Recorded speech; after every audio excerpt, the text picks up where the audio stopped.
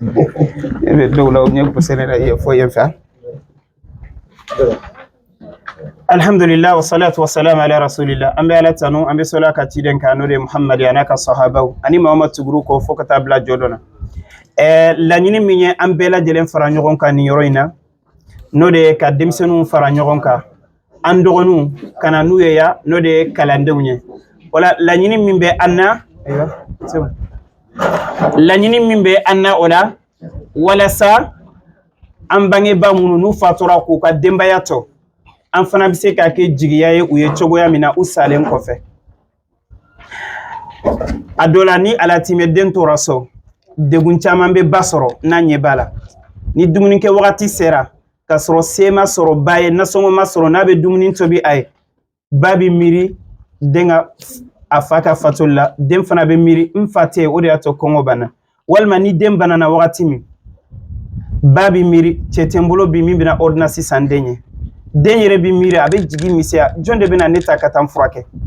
walima ni kalan wagati sera a dɔ la sigilen dɔrɔn ko karamɔgɔw ko n kana sɔn mun na ko kalo sara juru bɛ ba bi sigi a b'a kɛ kasi ni miiri ye ni seli natɔla dɔ fana a bɛ ba bila degun na ne ka denw ka seli ma seli a bɛ kɛ cogo di u ka fini ko bɛ kɛ cogo di u ka sanbara ko bɛ kɛ cogo di u ka lahiya ko bɛ kɛ cogo di ka sɔrɔ salon n cɛ de tun b'a san ka di yan hali n'a b'a ta juru la mais bi cɛ tɛ n bolo min bɛ n dɛmɛ denmisɛnninw na o bɛɛ ye jɔrɔ de ye ba la nka n'an y'u ta ka bɔ bamusow kɔrɔ ka na n'u ye l'internat na u bɛ kalan kɛ yɔrɔ min a dɔ la hali n'a kɛra ni ba bɛ se ka tile fila kɛ n'a ma dumuni kɛ dɔ bɛ bɔ degun na ɲɛ tɛ n den na n'a bɛna n ka susi jateminɛ n'a bɛna n ka degun dɔn den caman taara tunga fɛ minnu kɔrɔbaya u ye du bila dɔw kɛra jouet minanw ye dɔw bɛ siradaw la u y'a ye cogoya tɛ n bamuso bolo sɔ n tɛ se ka kɛ so ten u b'an gɛn kuma bɛɛ u bɛna n kɔrɔ fɔ loyer juru ma sara n'an tɛ nin sɔn banbali in na yen fɛ an bɛ yɛlɛma an bɛ taa yen fɛ nin bɛɛ ye degun de ye den ni ba bɛ kan nka n'an sera ka den fa in tan ka bɔ yen a dɔ la tilancɛ fana bɛ fɛgɛya ba ma o y'an ka laɲini dɔ ye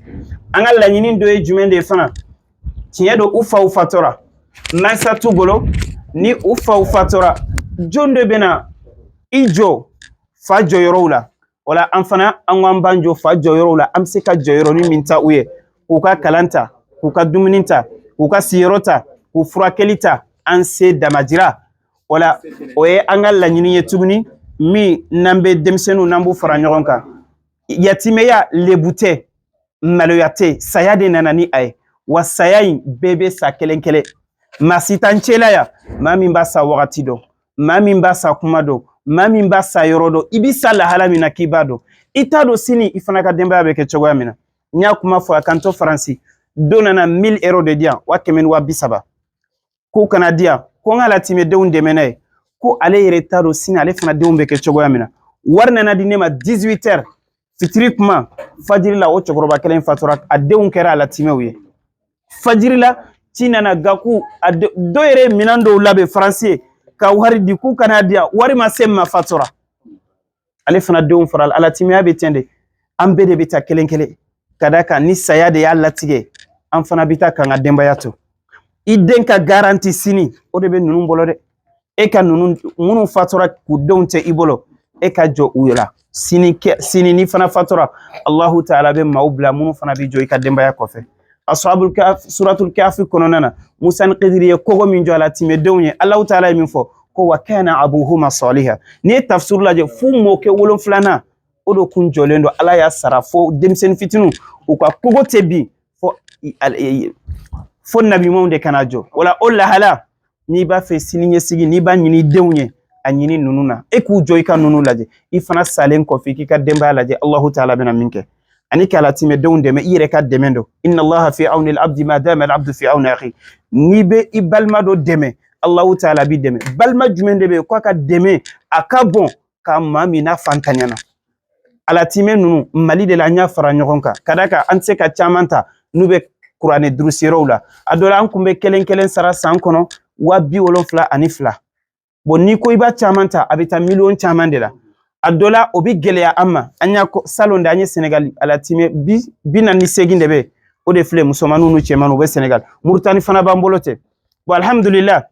an ko an bɛna Mali fana taw fara ɲɔgɔn kan mais an b'a daminɛ fitininw de la yan mais kɔrɔbalen minnu b'an bolo olu dɔw bɛ tila ɲina yɛrɛ de kuranɛ durusi la an bɛ olu cɛ olu ka tila o lahala in de la an ko an bɛna ni denmisɛnninw ye walasa ulu fana ka kalan kɛ kunu alatime minnu tɛmɛna maaw y'u janto u la k'u dɛmɛ ulu de kɛra ka diinɛ in kɔrɔta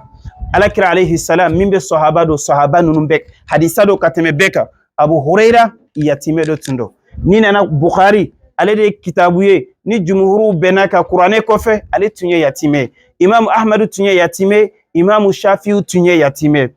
wa hakɛda u nana ni nacogo in de la u y'u jɔ ka jɔyɔrɔ fa n'an fana ɲɛna ninnu ma sini ninnu de bɛna jɔyɔrɔ dɔ ta umma bɛ nafa sɔrɔ a laban mɔgɔ mɔgɔ mana nin video in ye mɔgɔ mɔgɔ tulo bɛ na n'ala ye senin kalifa i la i janto ninnu na dɛ